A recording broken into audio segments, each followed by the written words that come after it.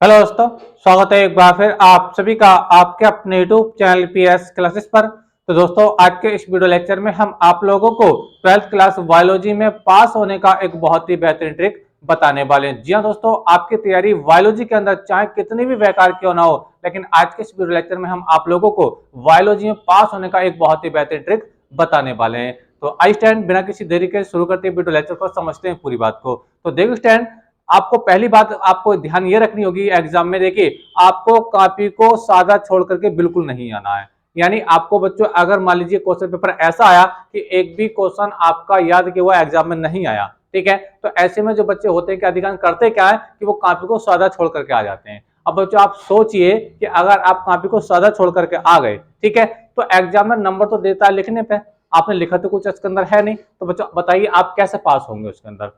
समझ में आप लोगों में देखिए स्टैंड, आपको मैं बताता चलूं, ठीक है, कोई भी टीचर ये नहीं चाहता है कि उसके हाथ से कोई भी बच्चा फेल हो। हर बच्चों को पास करने की कोशिश करता है, लेकिन बच्चों को पास तो तभी करेगा जब कॉपी के अंदर कुछ लिखा होगा। समझ में आप लोगों को मेरी बात। अगर आपको क्वेश्चन याद किया हुआ नहीं आया है, ठीक है, तो उस क्वेश्चन को आप उसी से रिलेटिव आप बना करके लिखिए, लेकिन लिखिए जरूर। आप कुछ लिखेंगे तभी आपको नंबर मिलेंगे। अगर वो क्वेश्चन मान लीजिए 5 नंबर का लॉन्ग क्वेश्चन है, ऐसा मान करके चल रहा है, वो शॉर्ट भी हो सकता है, ठीक है, अगर आपने 5 नंबर क्वेश्चन को बना करके लिखा, मैंने मान लिया कि आपको 5 नंबर नहीं मिलेंगे, लेकिन आपने लिखने का अगर प्रयास किया है तो एग्जामिनर इस बात को समझता है कि बच्चे ने कोशिश की है, ठीक है, तो हो सकता है कि आपको 2 या 3 नंबर आपको वो जरूर देगा। तो पहली बात मेरी आपको बच्चों यही है कि कॉपी को सादा छोड़ करके बिल्कुल नहीं आए। क्वेश्चन टॉपिक आपसे अच्छे से नहीं आता है तो उसको बना करके लिखें, लेकिन लिखे जरूर।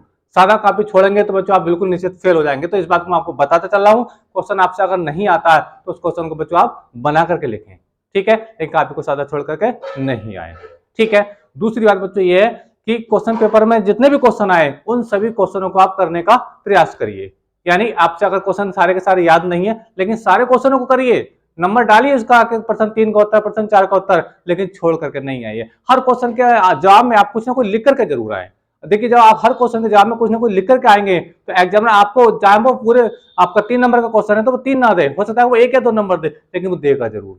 कभी भी कोई टीचर बच्चों ऐसा नहीं होता है कि जो बच्चा प्रयास करे लिखने का उसको नंबर ना दे, ऐसा कभी नहीं होता है। तो इसलिए आप लोगों से मेरा विशेष रिक्वेस्ट है कि सारे क्वेश्चनों को अटेंड करिए, ठीक है, उसके बारे में जितना आपको आता है, ठीक है, चाहे आप बना करके लिखे, लेकिन लिखे जरूर। क्योंकि देखिए, आप तो जानते हैं कि अगर आपने कॉपी को सादा छोड़ दिया तो एग्जामिनर आपको नंबर नहीं देंगे, क्योंकि वो तो आपको लिखने पर नंबर देते हैं ना, और आपने लिखा कुछ है नहीं कॉपी के अंदर, तो आपको बच्चों नंबर नहीं मिलेंगे। तो दूसरी बात बच्चों को यही है कि ज्यादा से ज्यादा क्वेश्चनों को अटेंड करिए, और मैं तो कह रहा हूँ कि आप सारे क्वेश्चनों को बना करके लिखिए, लिख के जरूर आइए, कॉपी को बिल्कुल नीला नीला कर दो, ताकि एग्जामिनर खोला पलट के कॉपी को देखे, यार लिखने का प्रयास तो किया, अच्छा बना करके लिखा। बच्चों को लिखने की जो एक्टिविटी वो तो आती है, समझ में आ रहा है आप लोग में, आपके लिखावट के नंबर जरूर मिलेगा, ठीक है। तो दूसरी बात बच्चों ये है कि सारे के सारे क्वेश्चनों को अटेंड करने की कोशिश कीजिए, ठीक है। अच्छा, अब देखिए बच्चों, तीसरी बात ये है कि बायोलॉजी के पेपर में 3-4 क्वेश्चन बच्चों ऐसे आते हैं जिनको आप बिना याद किए भी लिख सकते हैं। जैसे एक टॉपिक मान लीजिए जनसंख्या वृद्धि वृद्धि का, जनसंख्या वृद्धि का जो टॉपिक है बच्चों 5 नंबर में आता है और ये बहुत ज्यादा पूछा जाता है। और ये बच्चों आप इस टॉपिक को आप अच्छे से जानते ही हैं कि जनसंख्या वृद्धि से हमारे देश में कितना नुकसान हो रहा है, यानी बेरोजगारी बढ़ रही है, काम काज सही से नहीं चल पा रहा है, ठीक है, आर्थिक स्थिति खराब हो रही है लोगों की, ठीक है। अब जनसंख्या वृद्धि के आपने ये रीजन बता दी क्या क्या नुकसान है, अब इसको कैसे कंट्रोल कर सकते हैं इसको आप बता सकते हैं। परिवार नियोजन एक टॉपिक आता है, इसी के अंतर्गत आता है। समझ में आ रहा है, इस टॉपिक को आप कम से कम अगर चाहें तो 3 से 4 पेज में लिखकर आ सकते हैं जनसंख्या वृद्धि पे, तो इसमें याद करने की तो कोई बात नहीं है, ये तो आपको पता ही होता है जनसंख्या वृद्धि के क्या नुकसान है, इसे कैसे कंट्रोल किया जा सकता है। समझ में आ रहा है आप लोग को मेरी बात। अच्छा, एक टॉपिक बच्चों आप लोगों को पूछा जाता है पर्यावरण पर, ठीक है, पर्यावरण यानी पोल्यूशन पर आपको टॉपिक पूछा। और बच्चे ये जो टॉपिक है ये भी लॉन्ग क्वेश्चन के रूप में आता है, ठीक है। तो पर्यावरण क्या, सॉरी, प्रदूषण क्या होता है इसके बारे में आप अच्छे से लिख सकते हैं, लिख आ सकते हैं। पर्यावरण से क्या नुकसान है, इंसानों को क्या नुकसान है, जानवरों को क्या नुकसान है, पर्यावरण प्रदूषण कितने प्रकार का होता है, ठीक है। तो समझ में आ रहा है, प्रदूषण वाला टॉपिक बच्चों इसको भी याद करने की जरूरत नहीं होती। इसमें कोई भी बच्चा चाहे वो कितने भी कमजोर क्यों ना हो, आसानी समझता है कि प्रदूषण क्या होता है, प्रदूषण क्या क्या हानि है इंसानों को और जानवरों को। समझ में आ रहा है आप लोगों को मेरी बात। तो ये टॉपिक हो गया। तीसरा टॉपिक बच्चों आप लोगों को मैं बता रहा था, परिवार नियोजन का बहुत ज्यादा टॉपिक पूछा जाता है। ये भी एक ऐसा कॉमन टॉपिक है, ये हर बच्चों को पता है कि परिवार नियोजन क्या होता है, इसके क्या क्या उद्देश्य होते हैं, ठीक है। समझ में आ रहा है क्यों इसको लागू किया गया भारत में। समझ में आ रहा है आप लोगों को मेरी बात। अच्छा, तीसरा टॉपिक, एक चौथा जो टॉपिक आता है जो वो डीएनए आरएनए से पूछा जाता है। डीएनए आरएनए आप बायोलॉजी में तो पढ़ते हैं अच्छे से, वो केमिस्ट्री में भी आप लोगों ने पढ़ा होगा, ठीक है। तो ये तीन चार टॉपिक बच्चों मैं आपको पहले ही बताऊं कि ऐसे क्वेश्चन आपको मिलेंगे देखने के लिए, ये आपको पहले ही पता होता है इनके बारे में, 9th 10th में 11th में आपने इनको पढ़ रखा होता है।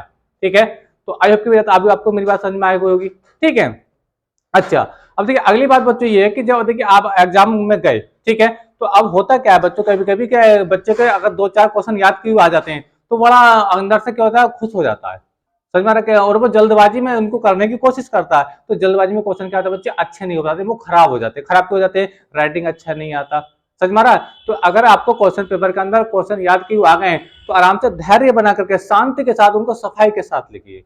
समझ में आ रहा आप लोग को मेरी बात, तो वहां पे जाके आपको जल्दबाजी बिल्कुल नहीं बरतनी है।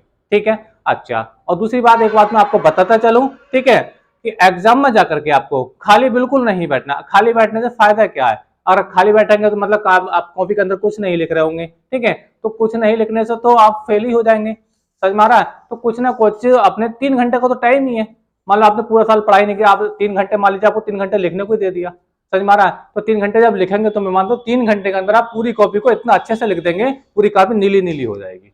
समझ में आ रहा आप लोग में, तो यहाँ पर खाली बिल्कुल नहीं बैठना है, ये बात आपको समझ में आ रही है मेरी आप लोग को, ठीक है।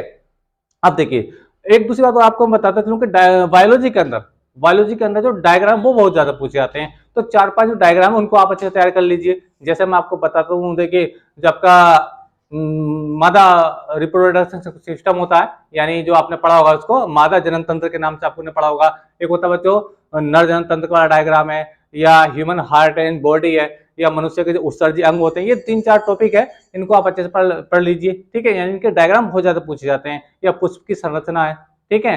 तो ये जो कुछ डायग्राम मैं आपको बता रहा हूँ, ठीक है, तो इनको आप जरूर तैयार करें, क्योंकि बच्चों 3 4 डायग्राम आपके एग्जाम में जरूर पूछे जाते हैं। बायोलॉजी का कोई भी क्वेश्चन पेपर आज तक ऐसा नहीं आया जिसके अंदर 3 4 बच्चों डायग्राम नहीं आए हों, समझ में आ रहा, तो 2 3 4 इन डायग्राम की तैयारी कर लीजिए।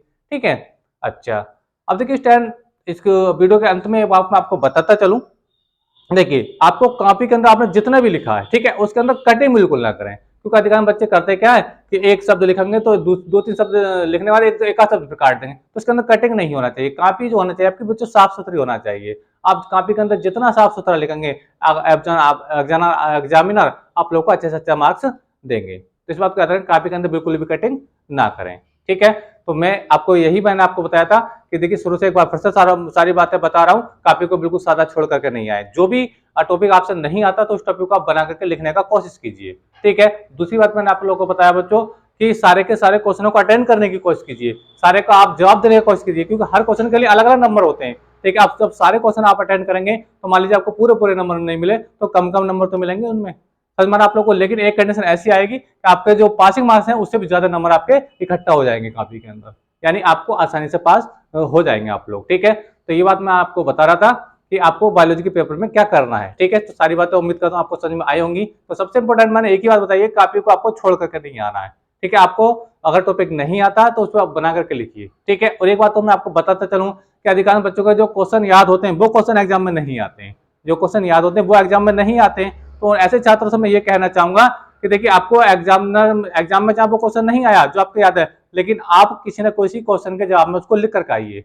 आप जो याद करके लेकर आप उसको लिख करके आइए। लेकिन आपका जब लिखा हुआ सही होगा ना तो एग्जाम में आपको नंबर जरूर देंगे, क्योंकि मैं आपको पहले बता चाहूंगा बच्चों, कोई भी एग्जामिनर ऐसा नहीं होता है जो अपने किसी बच्चे को फेल करना चाहता हो, ठीक है। जो क्वेश्चन आपको याद है चाहे वो पेपर में नहीं आया है तो आप उसको लिख करके आइए, और मैं आपको गारंटी देता हूँ कि उस पर आपको नंबर जरूर मिलेंगे, ठीक है। तो इन बातों का आप ध्यान रखें। तो बस यही मेरी जानकारी थी, आप लोगों को कैसी लगी क्या कमेंट करके जरूर बताइए। चैनल पर नए तो चैनल को सब्सक्राइब कर लीजिए। मिलेंगे नेक्स्ट वीडियो में किसी नेक्स्ट टॉपिक के साथ, तब तक के लिए धन्यवाद, बेस्ट ऑफ लक।